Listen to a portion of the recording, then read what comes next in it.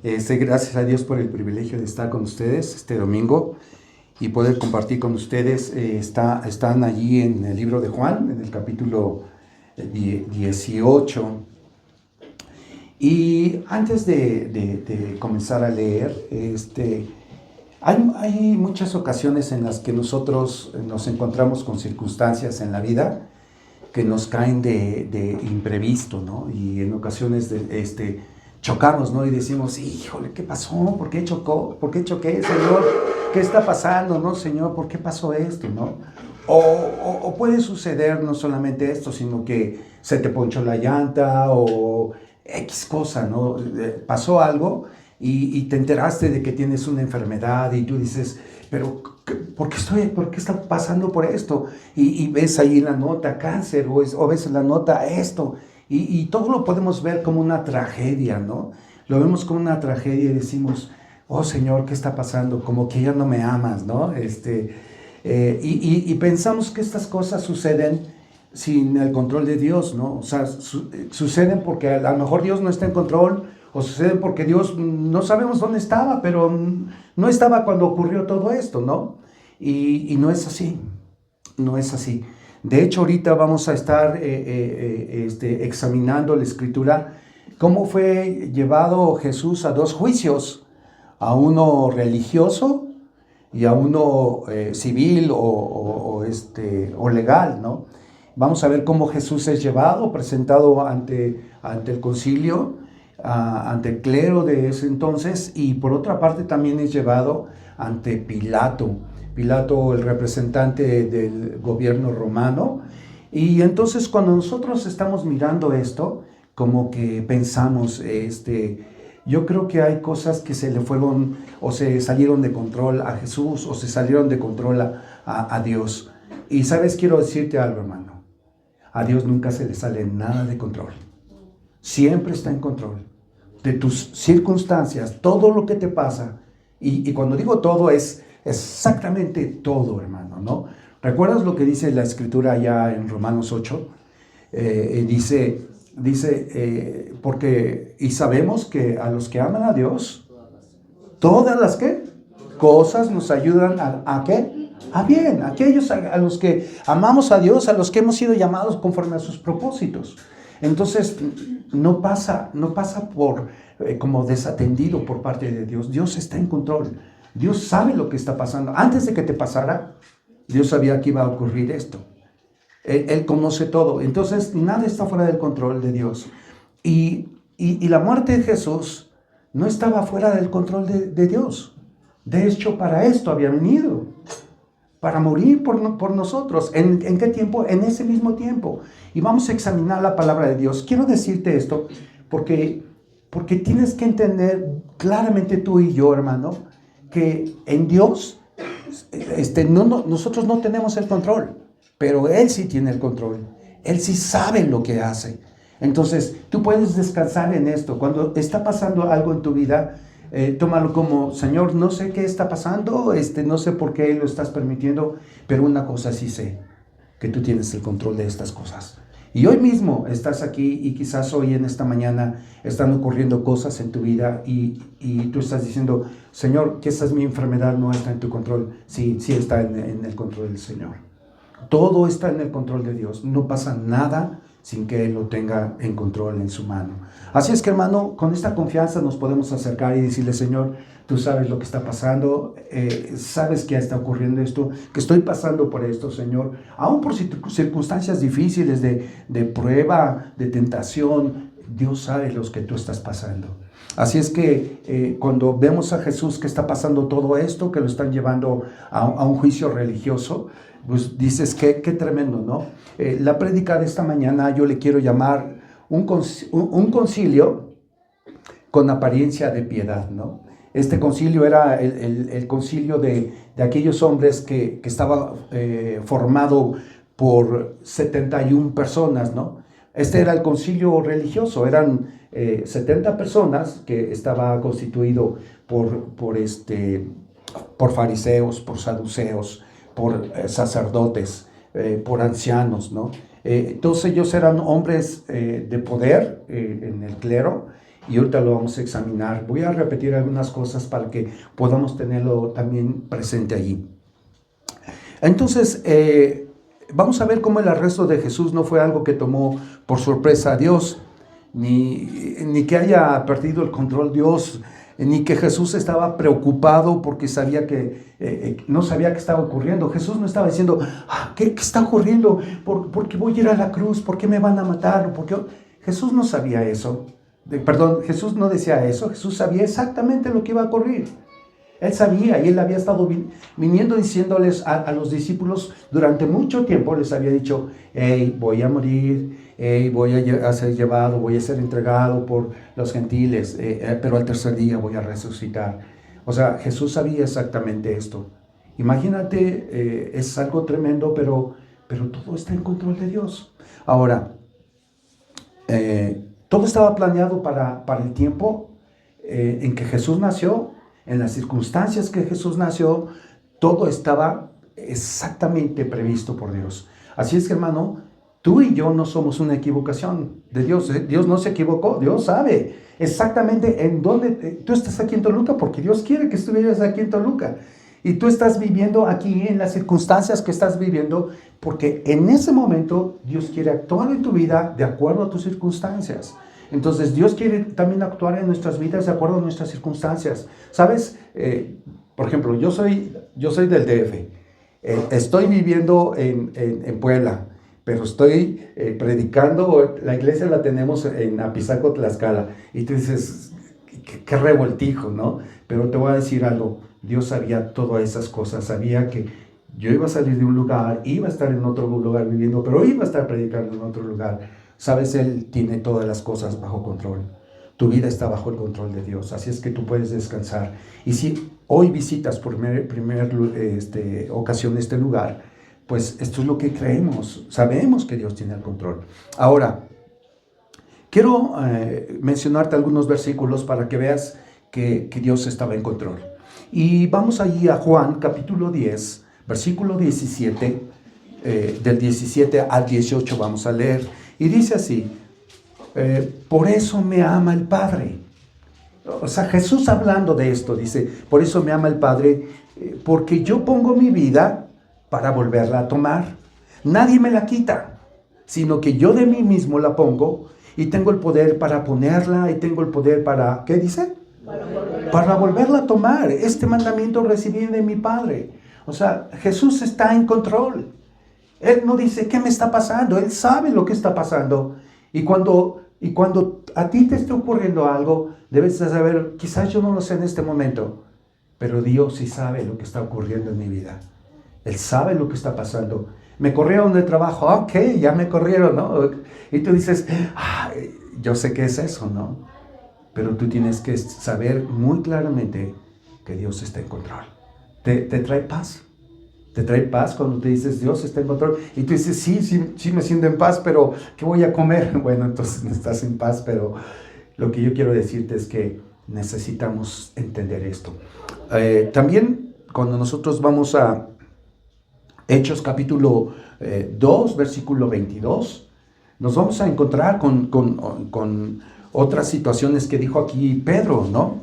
Y dice la escritura de esta manera, varones israelitas, oíd estas palabras.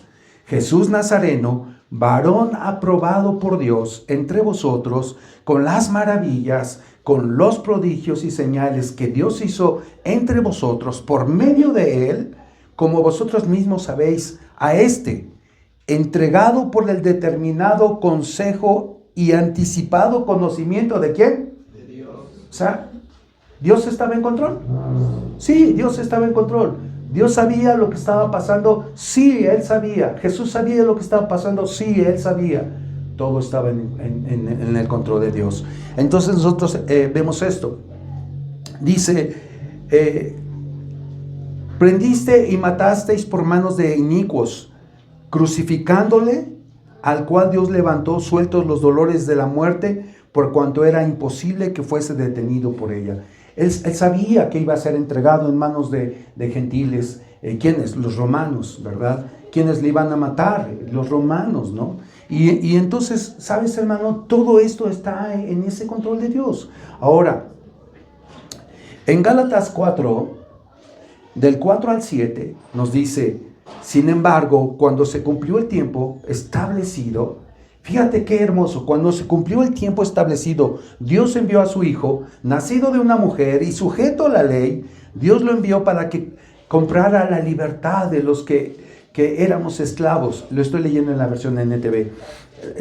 Dice, de los que éramos esclavos de la ley, a fin de poder adoptarnos como sus propios hijos. Y debido a que somos sus hijos, Dios envió al Espíritu de su Hijo a nuestro corazón, el cual nos impulsa a clamar: Abba, Padre. Ahora ya no eres un esclavo, sino un hijo de Dios, y como eres su hijo, Dios te ha hecho su heredero. Qué hermoso, ¿no? Ya ves, si tú ves, la Escritura sigue hablando de que todo lo sabía Dios, que todo estaba en control, que nada se había salido del control de Dios. Y sabes, a veces que he platicado con padres de familia y me dicen: yo estoy orando por mis hijos y la verdad, ahora ya llegó al punto más alto, ahora ya está peor mi hijo, ahora he estado intensificando la oración y ahora está peor las cosas, ¿no? Y a veces les digo: ya va de salida. Y me dicen: ¿cómo de salida? Sí, es que Dios ya sigue actuando en él, ¿no? Y de repente nosotros vemos que ya llegó el tiempo en que Dios hace las cosas a su manera, en el tiempo justo, a la hora que Él quiere y cuando Él quiere. Y entonces vemos que Dios empieza a hacer las cosas y tú dices: Dios, me sorprendí de la manera como tú llegaste a mi hijo, cómo lo hiciste, en la manera que lo hiciste, en las circunstancias. Sí, porque Dios es muy sabio. ¿Sabes? Cuando a nosotros nos llega a suceder alguna situación, yo le digo a Dios: ¿sabes, Señor? No entiendo por qué está pasando esto, pero lo único que yo sí sé es que tú eres sabio. Yo sé que tú sabes las cosas y las sabes hacer muy bien. Entonces puedes descansar en Dios, hermano. Y tienes que mirar que Dios estaba en control de todo lo que está pasando en este escenario de Juan. Entonces, me gustaría que fuéramos allí creo que anoté mal el versículo, pero a ver si es Mateo 20, 17. Déjenme ver, mejor voy allí, Mateo 20, 17.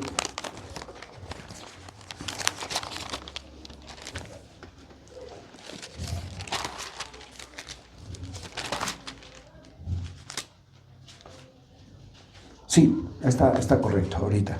Sí, lo había anotado aquí mal, había puesto Marcos, pero es Mateo. ¿Ya están ahí? Dice así. Dice, en el título que aparece ahí normalmente dice: nuevamente Jesús anuncia su muerte. Y dice: subiendo Jesús a Jerusalén, tomó a sus 12 discípulos aparte en el camino y les dijo: he aquí subimos a Jerusalén, y el Hijo del Hombre será entregado a los principales sacerdotes y a los escribas, y le condenarán, ¿qué dice? A muerte. Este es el grupo que yo les decía, este es el concilio, este era el clero, esta era la gente más importante religiosamente hablando en Jerusalén, ¿no? Y entonces cuando tú miras este concilio, yo decía, este concilio es un aparentemente de piedad. Tienen la piedad por fuera, sus vestidos, se ponían para orar como manto, con sus flecos muy largos, las filatelias que se ponían aquí en el brazo, con una cajita que tenía una porción de la escritura, luego se amarraban otro que iba aquí en la cabeza, también con una cajita aquí que tiene una porción de la escritura. Tú los veías en la calle y como les amaban el orar en las calles para que los vieran. Ellos levantaban sus manos en la calle y todos los veían y así, ¿no? Muy piadosos aparentemente, pero vamos a ver cómo eran estos hombres. Y tenemos que tener cuidado. Esta es otra enseñanza que nos da también esta lectura, que vamos a ver una falsa piedad. Hay quienes como estos hombres, ¿verdad? Aparentan piedad. Los ves que van con una bibliota como de 2 metros y dices: este es súper cristiano, ¿no? Pero realmente tienes que mirar su vida. Tienes que mirar su vida y eso es lo más importante. No es lo que ves específicamente en cómo trae las cosas, sino en la manera en que vive. ¿Sí? La manera en que vive tiene que decirte mucho. Y sabes, esto es lo que vamos a encontrar aquí. A hombres que aparentan piedad, pero no lo son. Bien, entonces vemos, te das cuenta entonces, hermano, que todo estaba en el plan perfecto de Dios. Es importante puntualizar, sin duda, que también en esto se manifestó la naturaleza caída de los hombres. Estos hombres, aunque conocían la escritura, porque dentro de este concilio había escribas y fariseos, los escribas conocían muy bien las escrituras, sabían bien las escrituras, y a pesar de que las conocían y las sabían, no las habían puesto por obra en su vida. Y esto es lo que les llevó a tener un corazón apartado de Dios y solamente pensando egoístamente en ellos, ¿no? Como les decía, este Sanedrín o concilio eran 71 personas, estaban constituidos por ancianos, fariseos, saduceos, ¿no? Entonces, ahora me gustaría que fuéramos allí a Mateo capítulo 15, versículos 7 al 9. Quizás te estarás preguntando, pero todavía no hemos entrado allí a Juan. Estoy entrando apenas estoy agarrando motor. Así es que 6 de la tarde ya estaremos saliendo de aquí ya con mucha hambre. Entonces, Mateo 15, 7 al 9 dice así, Jesús hablándole a los fariseos, ¿verdad? Y dice, hipócritas, bien profetizó de vosotros Isaías cuando dijo, este pueblo de labios me honra, mas su corazón está lejos ¿de qué? De mí, pues en vano me honran, enseñando como doctrinas mandamientos de hombres. Esta es la hipocresía religiosa en la que podríamos llegar a caer en nosotros, ¿no? Y tenemos que cuidarnos esto, porque estos hombres, dice el Señor Jesús, ellos me honran solamente con sus labios, mas su corazón está lejos de mí. Y sabes, cuando uno llega a volverse religioso, yo también oré muchas veces a Dios diciéndole, Dios, no permitas que me haga un religioso, que porque ya sé las escrituras, que porque ya puedo predicar, pero puedo hacerme un gran religioso, igual que estos hombres. Puedo saber muchas cosas, pero mi corazón puede estar lejos de ti, Dios, ¿no? Y no quiero que mi corazón esté lejos de ti. Y sabes, hermano, quizás podemos llegar a la iglesia, podemos venir y cantar y levantar quizás manos y quizás diezmar y ofrendar y todo esto. Y a lo mejor te sabes toda la jerga cristiana, ¿no? De Dios te bendiga, hermano, aleluyita, gloria a Dios y todo eso, ¿no? Pero lo más importante es cómo vives, ¿no? Cómo vives tú y cómo vivo yo, esa es la manera en que realmente reflejamos si Jesús se hace evidente en nuestras vidas con la gente. Si la gente te ubica como la gente de Jesús, entonces quiere decir que estamos bien, hermano. Si la gente sabe que tú eres seguidor de Cristo, que eres un discípulo de Cristo, amén, ¿no? Pero, ¿sabes esas expresiones? ¿Has escuchado como, y dice que es cristiano? ¿No has oído esas? Y dice que es cristiano, y dice que va a la iglesia. ¿Sabes por qué? Porque sus labios dicen una cosa, pero su vida dice otra. Entonces, así eran los fariseos, así eran los saduceos. Los veías caminar y eran hombres que sus ropas decían mucho, que expresaban mucho, pero sus vidas eran apartadas de Dios, según lo que Jesús dice acerca de ellos, ¿no? Entonces, comenzamos con este juicio religioso. En este juicio religioso es un juicio amañado, es un juicio de intereses, porque los sacerdotes tenían intereses. Jesús, estás tocando nuestros intereses. ¿Cómo que entras al templo y empiezas ahí a tirar las mesas y sacar los animales? ¿Cómo haces eso, Jesús? O sea, me estás tirando el negocio. Imagínate, eso es el negocio. ¿Y sabes de quién era? De los sacerdotes, ¿sí? Y entonces cuando ellos se ven que Jesús viene y está yendo en contra de su negocio, en contra de su autoridad. Tú dices, qué tremendo, ¿no? Pero sabes, hermano, era un gran negocio para los sacerdotes. El patio que debería de estar ocupado para los gentiles, y era donde los gentiles, era el único lugar donde ellos podían entrar y orar a Dios, estaba ocupado por animales. Y tú dices, gran negocio de los sacerdotes. Y sabes, esta es la clase de hombres que estaban allí al frente de Israel, de esos hombres religiosos. Y entonces cuando tú los ves actuar de esta manera y ver cómo son, pues no les queda otra más que actuar así como son. Decía un hombre en un estudio que estaba leyendo, decía, así como piensas, así eres, ¿no? Y efectivamente es así, ¿no? Este es el reflejo. Y esto puedes coincidir con nosotros. Así como pensamos, así somos. Lo que piensas, así eres, ¿no?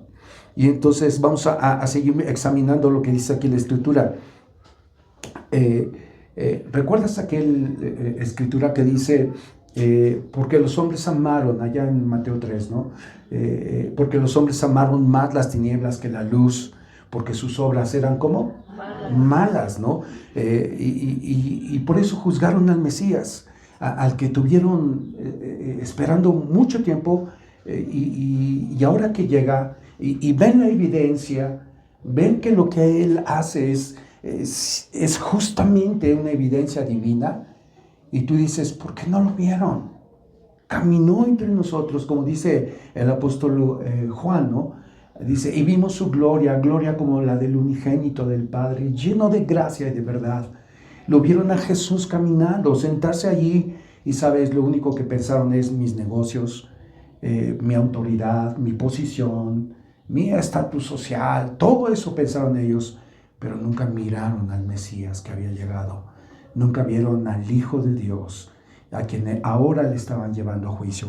Esta es la manera en que ellos están actuando en este juicio religioso. Te lo estoy dando porque ahorita que leamos ya lo vas a entender, pero claramente cómo está pasando esto. También la Escritura nos dice acerca del corazón, nos habla mucho acerca del corazón, y allí en Jeremías 17, del 9 al 10, nos dice algo que este versículo también todos ustedes lo saben. Dice, engañoso es el corazón más que todas las cosas. Y no solamente es engañoso, sino ¿cómo es? Es perverso, ¿no? Por eso cuando alguien les dice, ay, que Dios te conceda los deseos de tu corazón, no digas eso, ¿no? Es porque es malo y perverso, ¿no? Mejor lo bueno es decir que Dios conceda los deseos justos de tu corazón, ¿no? Eso es lo mejor. Pero cuando nosotros vemos que el corazón es malo y perverso, dice, ¿quién lo conocerá? Y sabes, aquí hay algo hermoso. Dice la Escritura, que dice, yo Jehová, que escudriño la mente, que pruebo el corazón, para dar a cada uno según su camino, según el fruto de sus obras. Dios conoce el corazón, y Dios conocía el corazón de estas personas. Sabía quiénes eran, ¿no? Y hay otro juicio, el juicio que es el juicio legal, el juicio que hace Pilato, ¿no? Que es el procurador de justicia romano. Y aunque Pilato no vivía en Jerusalén, sino en Cesarea, cuando había una gran fiesta, Pilato venía de Cesarea, él tenía su casa ahí cerca del mar, enfrente del mar Mediterráneo le quedaba.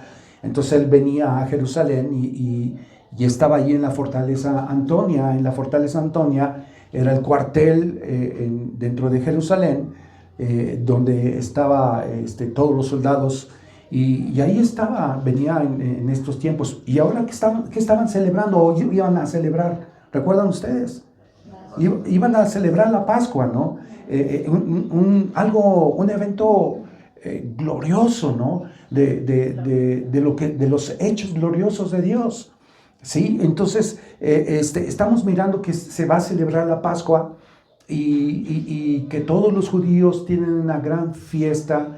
Llegaban casi 2 millones de personas a Jerusalén. Era un mundo de gente.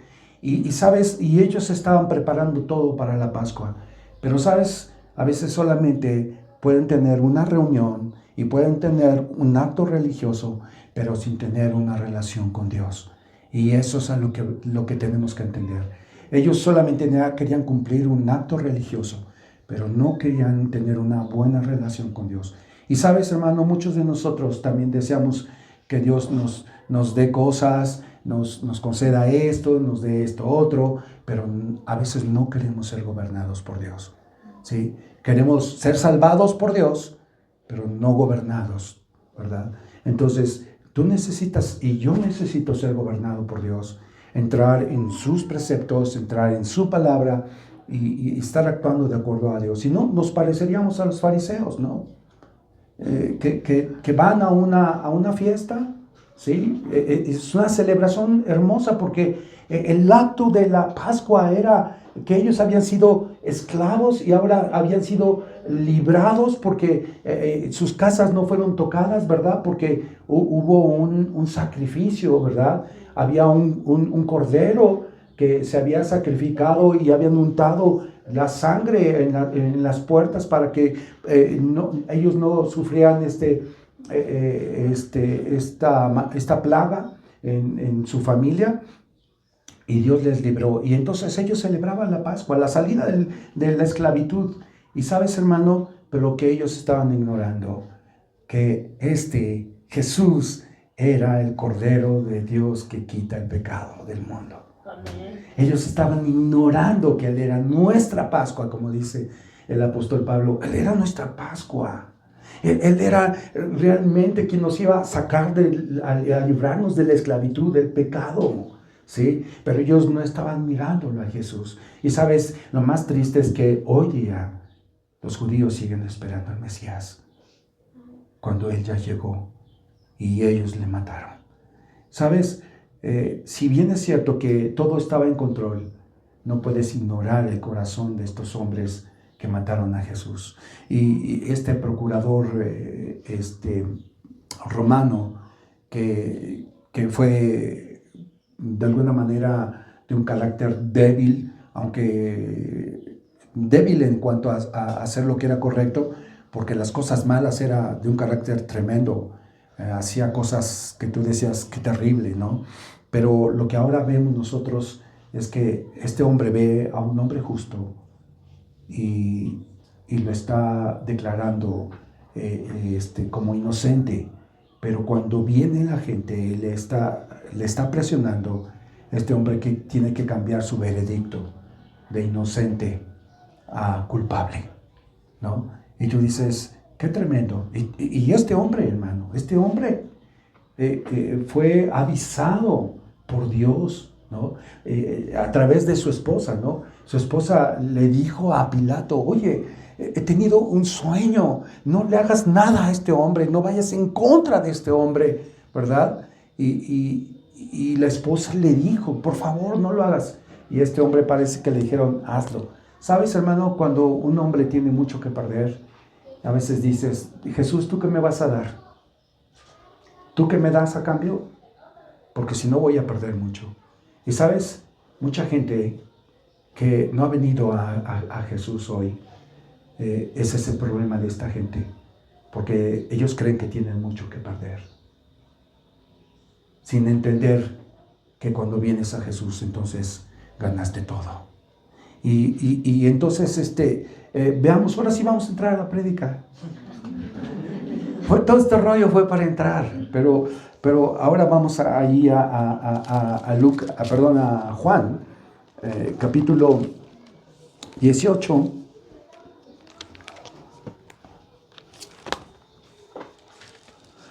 Ya estamos allí, en el versículo 28, ¿verdad? Sí. 28, ok. Ya sabemos quién era Pilato, entonces ahora nos vamos a ir más rápido. Permítame un tantito.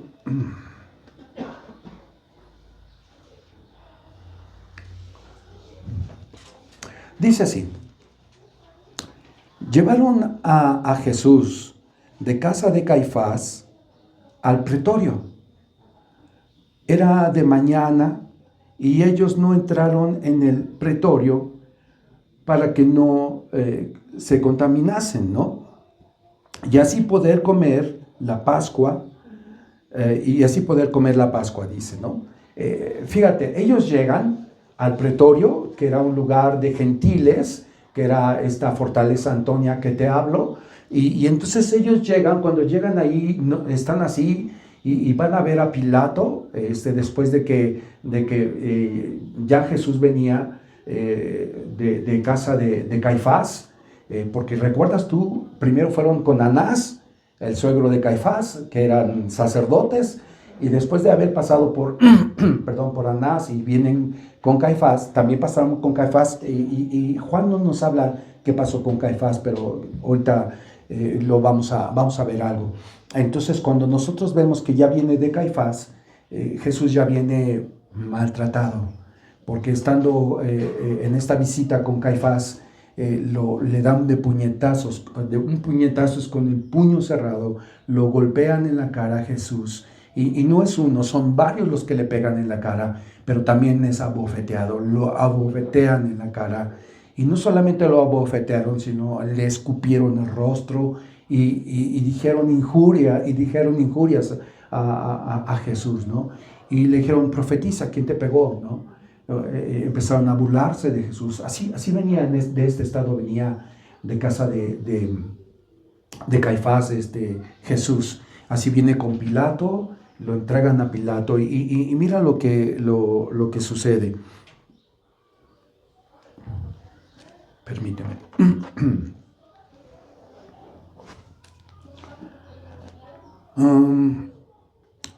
Me gustaría que fuéramos tantito allí déjenme ver, a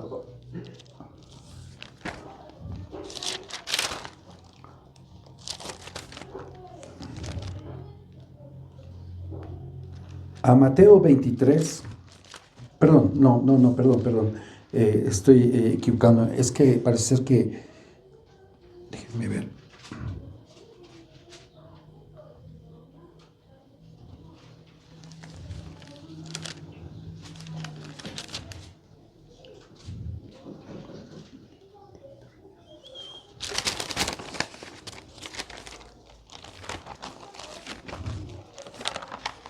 Déjenme corroborar.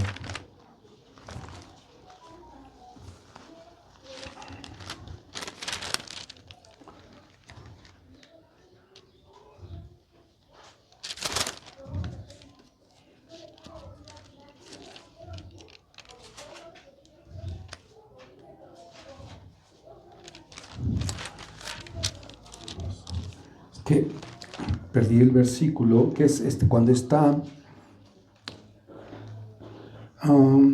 sí, es Mateo capítulo 26, versículo 57. ¿Ya estamos ahí? Perdón, hermanos.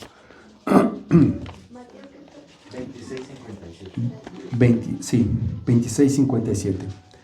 Dice así: mientras todavía hablaba, vino Judas, uno de los 12, 57. Dice, los que prendieron a Jesús le llevaron al sumo sacerdote, ¿qué dice? Caifás, a donde estaban reunidos los escribas y los ancianos. Ya estaba allí parte del concilio. Dice, mas Pedro le seguía de lejos hasta el patio del sumo sacerdote, y entrando se sentó con los alguaciles para ver el fin. Y los principales sacerdotes y los ancianos y todo el concilio buscaban falso testimonio contra Jesús para entregarle a la muerte. Esta era la clase de representantes religiosos, hermanos. Y dice, versículo 60, y no lo hallaron, aunque muchos testigos falsos se presentaban, pero al fin vinieron 2 testigos falsos. Todo es falso, todo es un juicio así. Y dice que dijeron, dijo, pues, puedo derribar el templo de Dios y en 3 días reedificarlo. Aparentemente sí es lo que dijo Jesús, pero no fue lo que dijo Jesús. Jesús dijo, destruid este templo y en 3 días lo levantaré. Es muy diferente a que yo lo voy a destruir y que yo mismo lo voy a reedificar. O sea, no es eso. Jesús estaba hablando de él mismo. Entonces, versículo 62, levantándose el sumo sacerdote le dijo, no respondas nada. Dice, no respondes nada. ¿Qué testifican estos contra ti? Mas Jesús callaba. Entonces el sumo sacerdote le dijo, te conjuro por el Dios viviente, que no digas, que nos digas si eres tú el Cristo, el Hijo de Dios. Dinos, ¿no? De la mejor manera, dinos, ¿no? Y Jesús le dijo, ¿tú lo has dicho? Y además os digo que desde ahora veréis al Hijo del Hombre sentado a la diestra del poder de Dios y viniendo en las nubes del cielo. Imagínate, él está diciendo, sí, yo soy el Mesías, sí, yo soy el Hijo de Dios. Versículo 65, entonces el sumo sacerdote rasgó sus vestiduras diciendo, ha blasfemado, ¿qué más necesidad tenemos de testigos? He aquí, ahora mismo habéis oído su blasfemia. ¿Qué os parece? Y respondiendo ellos dijeron, ¿qué dijeron? Es reo de muerte. Entonces ya lo estaban juzgando, ellos ya habían declarado lo que ellos querían que Jesús dijera. Sí, tú dices esto, ok, entonces ahora eres un reo de muerte. Regresando nuevamente a Juan, hermanos.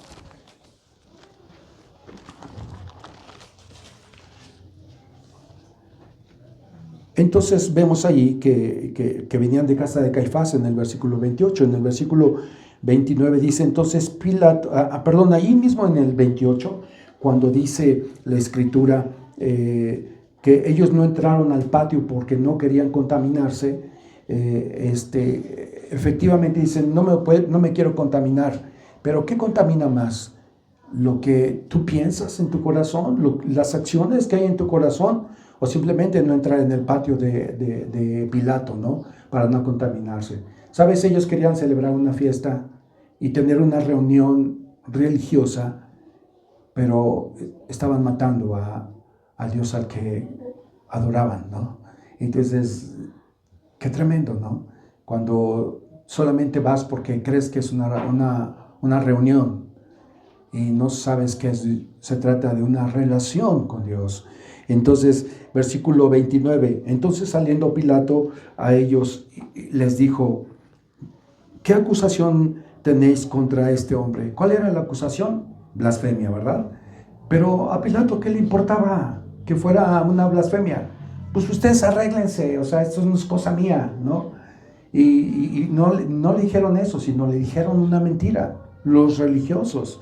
Dice, respondieron y le dijeron, si este no fuera malhechor, están usando esta palabra de malhechor, hermanos. La verdad es que esto es algo, es un malhechor, es un malviviente, es un ratero. Y tú dices, ¿eso es Jesús? Él no era así, ¿no? Pero ellos estaban mintiendo porque era importante que ellos lo pudieran ver. Pero no solamente eso, sino, ¿sabes cuál era su otra acusación que también hacen? Y lo vamos a ver después de esto. Bueno, a mí ya no me va a tocar, pero la acusación es que decían, él se dice que es rey, ¿no?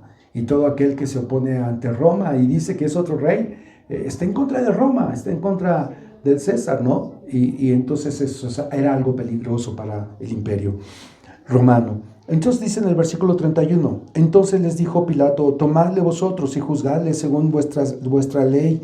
Y los judíos le dijeron, a nosotros no nos está permitido, ¿qué dice? Entonces yo creo que aquí Pilato debió haber dicho, a ver, espérense, me dices que lo traes por ladrón, pero lo que realmente quieres es que matarlo. O sea, realmente tu intención es matarlo. Lo que tú quieres es que yo dé mi anuencia para matarlo. Eso es lo que tú quieres. Mira, hermano, estos hombres no querían contaminarse, pero estaban violando la ley de Dios. No matarás, ¿cierto? No mentirás, ¿sí? Entonces, ¿ves? Estos religiosos son lo que dice Jesús que son hipócritas, son como sepulcros blanqueados. Eso es lo que son estos hombres. Son hombres que solamente enseñan tradiciones, ¿verdad? Y le dan más peso a las tradiciones que a la palabra de Dios. Y tenemos que tener cuidado con la hipocresía, hermano. Dice la Escritura, cuando cuando les decía Jesús, cuando te sientes a escuchar la enseñanza de Moisés, dice, escúchala, porque es la enseñanza de Moisés, pero no hagas como ellos, porque ellos dicen, ¿y qué? ¿Se acuerdan? Y no hacen. ¿Sabes? Esto es algo muy peligroso, porque a veces como cristianos podemos dar una enseñanza así, y es algo que hacemos sin darnos cuenta, pero decimos, ¿y qué? Y no hacemos. Entonces, tenemos que venir a esto y decir, ¿dónde estoy ubicado yo delante de Dios? ¿Soy verdaderamente una persona que doy evidencia de Jesús en mi vida? ¿Hago evidente a Cristo en mi vida? ¿O solamente soy alguien que digo y no hago? ¿Sabes? Esto es hipocresía. Entonces debemos de cuidarnos de la hipocresía de los fariseos. Versículo 32, para que se cumpliese la palabra que Jesús había dicho, dando a entender de qué muerte iba a morir. ¿Te acuerdas? Él ya lo vimos. Él dijo, voy a morir. Me van a entregar a los gentiles. Ellos me van a matar. Para Jesús no era algo nuevo. Jesús sabía lo que estaba ocurriendo. Jesús estaba en control. Dios estaba en control de estas circunstancias, aparentemente una desgracia. Dios estaba en control. Sabes, hermano, cuando tú veas algo que está pasando y que aparentemente veas como desgracia, solamente confía en Dios.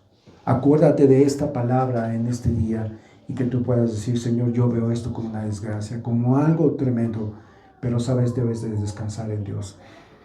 Cuando hemos pasado por circunstancias difíciles, una ocasión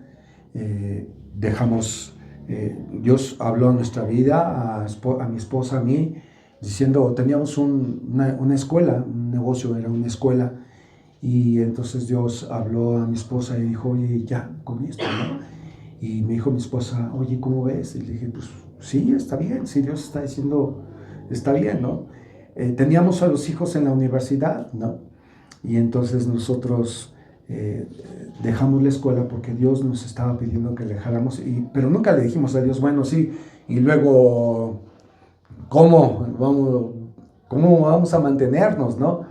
Pero sabes, todo estaba en el control de Dios. Y en eso alguien le habló a mi esposa y le dijo, oiga, hermana, una hermana que tenía, pues no sé cuántos años de no verla, como 25 años, sí, como 25 años que no la veíamos, que fue la que le predicó a mi esposa. Y entonces ella le habló y le dijo, oye, estaba soñando esto y esto y esto. Y le empezó a relatar lo que había estado ocurriendo con la escuela, ¿no? Y dijo, sí, exactamente eso está pasando. Y ella le dijo, ¿sabes? Ustedes tienen algo más importante que hacer que la escuela. Y entonces dijimos, bueno, sí, Dios está hablando acerca del ministerio, de seguir en esto, ¿no? Y en ese entonces cerramos la escuela y entonces, pues ella y yo nos quedamos sin trabajo, ¿no? Y dijimos, Dios, no sabemos qué vas a hacer, pero tú lo vas a hacer. Fue un tiempo en el que Dios estuvo hablando a nosotros de una manera increíble, en medio de unas circunstancias difíciles. Nuestros hijos, ¿cómo se llama? Dejaron también un tiempo, pararon las universidades y tú dices, qué gente desquiciada, ¿por qué hacen eso? Cierran el negocio y todo. Pero Dios tenía propósito en todo eso. No quiero decirte que Dios quiere decir que hagas tú eso lo mismo. Dios trata con nosotros de diferente manera y en mi caso fue específicamente eso. Quizás contigo no, además tú vas a tener chamba y vas a tener muchas cosas. O pues si Dios quiere también te va a quitar la chamba, ¿no? Pero digo, lo importante en esto es mirar que cuando tú vienes a Dios, y Dios estuvo hablando en ese tiempo, y de repente yo dije, Señor, ¿entendimos mal el mensaje?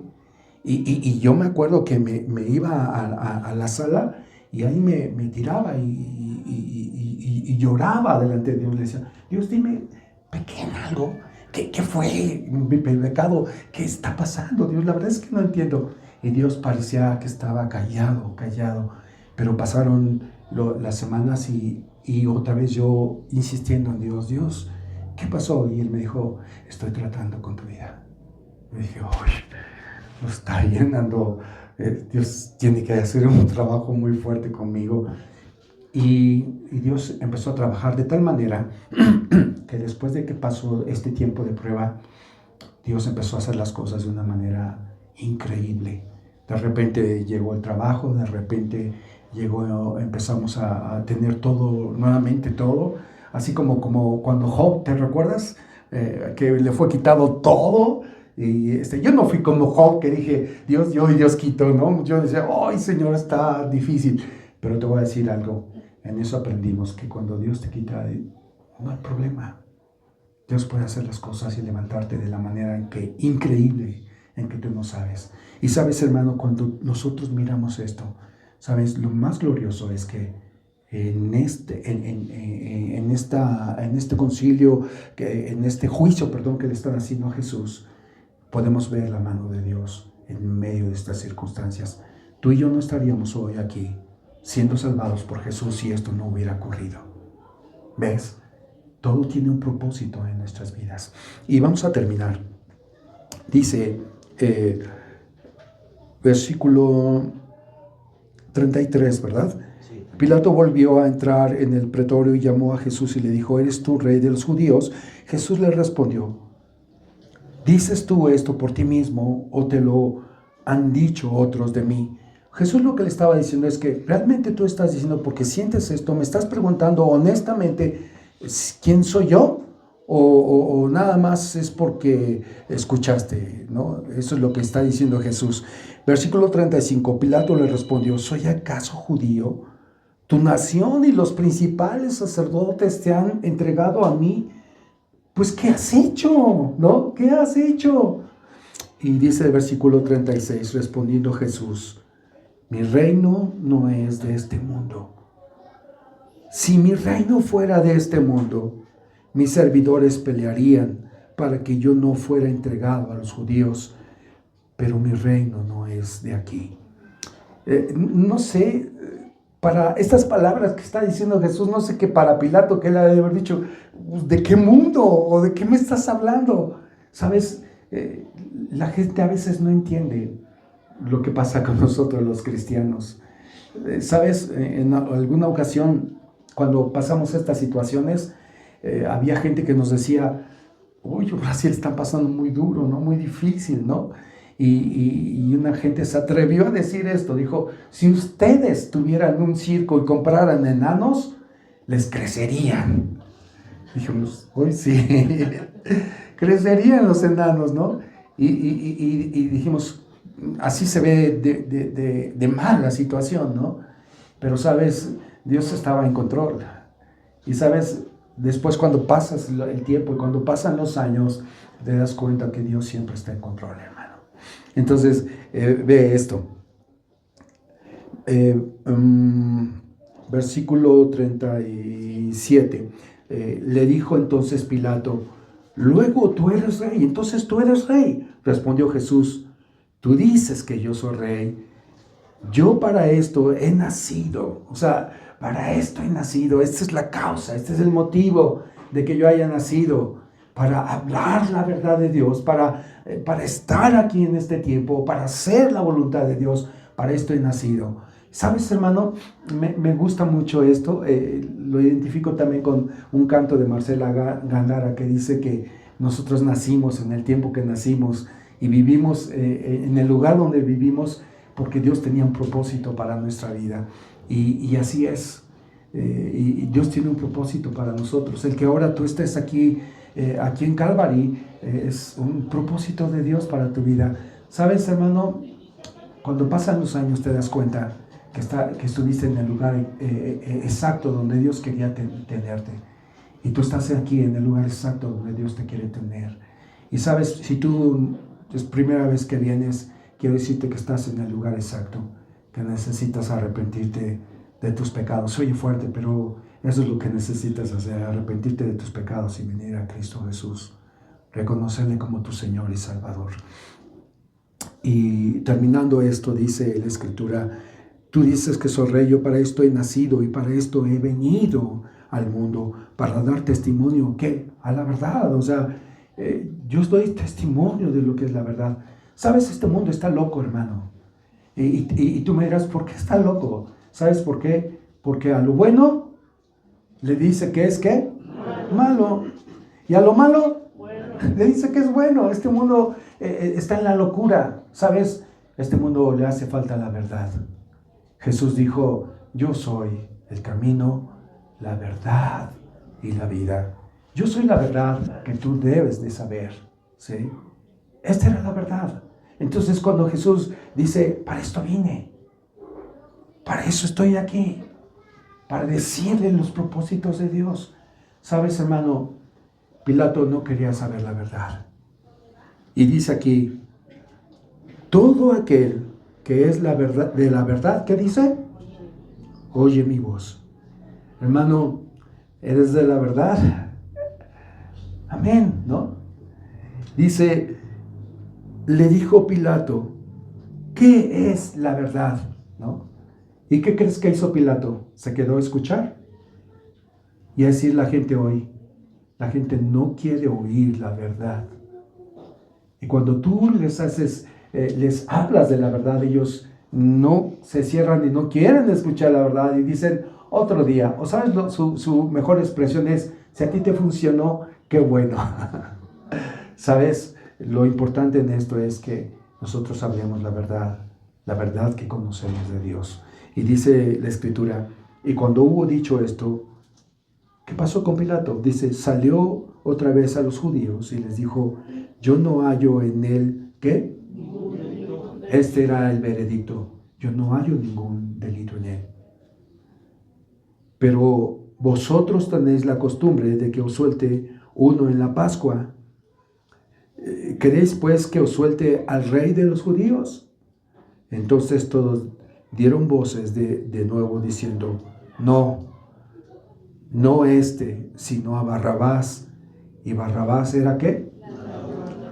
¿Con quién te identificas, hermano? ¿Con Jesús o con Barrabás? Yo me identifico con Barrabás. Así era como Barrabás, ¿verdad?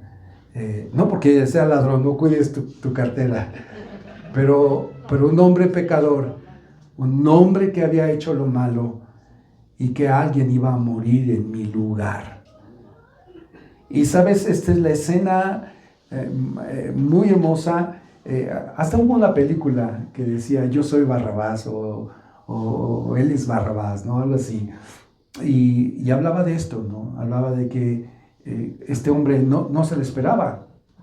Realmente eran tantos sus pecados que él iba quizás ya a ser crucificado también. Pero sabes, hermano, el castigo que él merecía, ahora Jesús iba a morir en su lugar. Por eso yo te digo, yo me identifico con Barrabás. Yo me identifico como ese hombre que no merecía nada. Y dice la Escritura que cuando estábamos muertos en nuestros pecados y nuestros delitos, Él nos dio vida. Cuando estamos en lo peor de nuestra vida, Él nos dio vida a nosotros. Y dice la Escritura, esto lo van a explicar la próxima semana mucho más abundantemente, pero quiero terminar con esto. Dice, así que entonces tomó Pilato a Jesús. ¿Y qué dice? Bueno, y si es inocente, ¿por qué le azotas, no? Es un hombre débil de carácter, hermano. Le azotó, dice, y los soldados entretejieron una corona de espinas y la pusieron sobre su cabeza y le vistieron con un manto púrpura como de rey, ¿no? El manto púrpura, las cosas rojas eran solamente para gente rica. Y quiero decirte, ¿sabes? Ellos no estaban equivocados. Ellos le estaban haciendo rey, lo que verdaderamente él era el rey. Pero no solamente de los judíos, Él es el rey de todos nosotros. Él murió para darnos vida cuando estábamos muertos en nuestros pecados, en nuestros delitos. Y por eso nosotros ahora le amamos, porque Él nos amó primero. Amén. ¿Oramos? Señor, gracias por tu palabra en esta mañana. Ayúdanos, Señor, para no ser religiosos solamente.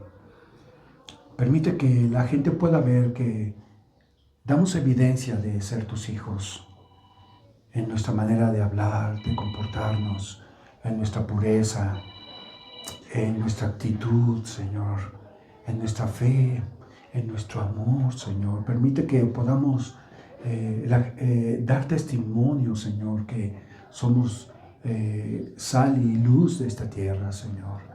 Permite que podamos hacer evidente a Jesús en donde quiera que nosotros vayamos, que la gente sepa que somos tus discípulos, Señor. Recibe la gloria, Señor, por Cristo Jesús. Amén.